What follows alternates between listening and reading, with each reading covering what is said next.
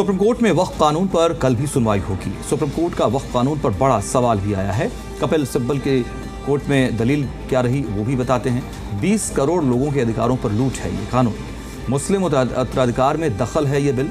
20 करोड़ लोगों के अधिकारों पर लूट है। इस कानून से आर्टिकल 25 का उल्लंघन होता है। आर्टिकल 25 धार्मिक स्वतंत्रता की आज़ादी देता है। इस सुनवाई के दौरान हमारे पास हाईकोर्ट का जजमेंट भी होगा।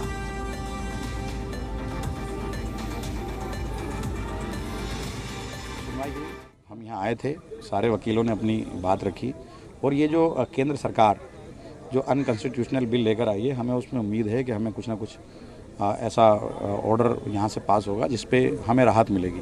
और ये जो हमारी वक्फ की ज़मीनों को कब्ज़ा करना चाहते हैं वो कहीं ना कहीं उस पर रुकेगा। मैं चेयरमैन रहा हूँ वक्फ बोर्ड का और लंबे टाइम तक चेयरमैन रहा हूँ।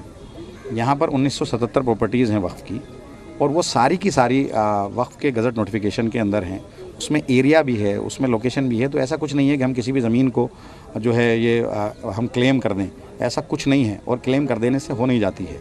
लेकिन जो ज़मीन है, जो 9 लाख प्रॉपर्टीज़ हैं, जो वक्फ बाय यूज़र हैं, वो ज़मीन तो हमारी अपनी ज़मीनें हैं ना। तो वहाँ पर हमारे कब्रिस्तान हैं, दरगाह हैं और एक ज़माने से हैं, तो उनको ये कब्ज़ा करना चाहते हैं। जैसे 123 प्रॉपर्टी दिल्ली के अंदर हैं, तो एक नोटिफिकेशन पीछे जारी भी किया था इन्होंने, यूनियन ऑफ इंडिया ने। मैं हाई कोर्ट गया, हाई कोर्ट जाने के बाद वहाँ से हमें राहत मिली और उसमें माना हाई कोर्ट ने कि administration control Delhi Waqf board का था और वक्फ बोर्ड का रहेगा। तो सुप्रीम कोर्ट में वक्फ कानून जो है इसके खिलाफ जो याचिकाएं दाखिल की गई उस पर सुनवाई शुरू हो चुकी है। आज भी सुनवाई हुई है और दोनों पक्षों की तरफ से अपनी अपनी दलीलें रखी गई हैं। वहीं कल भी इस मामले पर सुनवाई होगी। कल 2 बजे से एक बार फिर बेंच से बैठेगी और इस मामले पर सुनवाई होगी। तो ये बड़ी जानकारी, बड़ी खबर इस वक्त आपको बता रहे हैं कि वक्फ कानून को लेकर के जो विरोध का दौर देखने को मिला था वो अब भी सड़कों पर भी है, लेकिन अब ये कोर्ट में पहुंच चुका है और इस मामले पर सुनवाई शुरू हो चुकी है। जी मीडिया संवाददाता अरविंद सिंह का हम सीधे रुख करते हैं और उनसे आज की सुनवाई को लेकर और अपडेट हासिल करते हैं। अरविंद, आज की सुनवाई में क्या बड़ी बातें, क्या हाईलाइट? देखिए, तकरीबन 2 घंटे तक इस मामले को लेकर के सुनवाई चली है और इस मामले में जो याचिकाकर्ता थे जिन्होंने इस नए कानून के विरोध में याचिका दाखिल की थी, कोर्ट ने उनके पक्ष को सुना है। सरकार की तरफ से सॉलिसिटर जनरल तुषार मेहता ने अपनी बात रखी है और सुनवाई के दौरान कोर्ट ने इस बात के संकेत दिए हैं कि वो फिलहाल के लिए इस कानून के कुछ प्रावधानों पर रोक लगा सकता है। कोर्ट ने आज इस बात को कहा कि वो इस तरह का अंतरिम आदेश पास कर सकता है जिसमें 3 तरह की व्यवस्थाएं हों।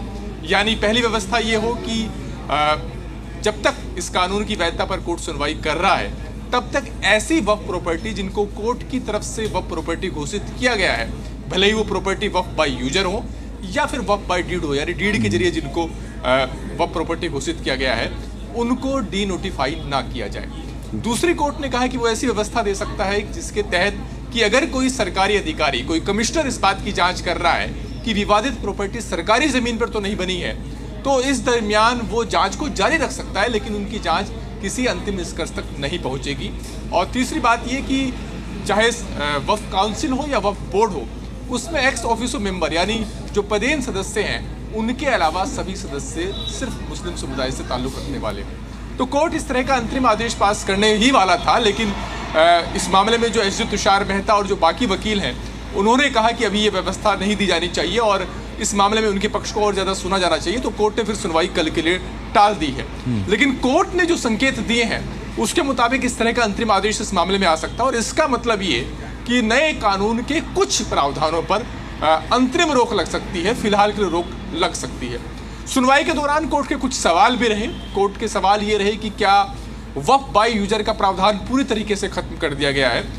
दर्शकों की सुविधा के लिहाज से मैं बता दूं कि वक्फ बाय यूजर का आम भाषा में मतलब ये है कि अगर कोई प्रॉपर्टी का लंबे समय से इस्तेमाल हो रहा है वक्फ प्रॉपर्टी के तौर पर, भले ही वो रिलीजियस पर्पज के लिए हो रहा हो, यानी वो मस्जिद की तरह से इस्तेमाल हो रही हो, या फिर चैरिटेबल पर्पज के लिए हो रहा हो, यानी वो मदरसे के तौर पर इस्तेमाल हो रही हो या कब्रिस्तान के तौर पर इस्तेमाल हो रही हो, तो अगर लंबे अरसे तक उस प्रॉपर्टी का वक्फ प्रॉपर्टी के तौर पर इस्तेमाल हो रहा है तो वक्फ बाय यूजर का सिद्धांत कहता है कि उसे वक्फ प्रॉपर्टी के तौर पर माना जा सकता है। तो कोर्ट का सवाल ये था कि क्या ये सिद्धांत पूरी तरीके से खत्म कर दिया गया है, और कोर्ट का सवाल ये भी था कि यहाँ पर 1300-1400 पुरानी मस्जिद हैं और अगर आप ये कह रहे हैं कि उनके पास रजिस्ट्रेशन के लिए डीड होनी चाहिए, तो आज की सूरत में उनके पास डॉक्यूमेंट्स कहाँ से होंगे। मसलन जामा मस्जिद का जो केस है वो पुरानी मस्जिद है और वो वक्फ बाय यूजर के सिद्धांत के हिसाब से वक्फ की प्रॉपर्टी है।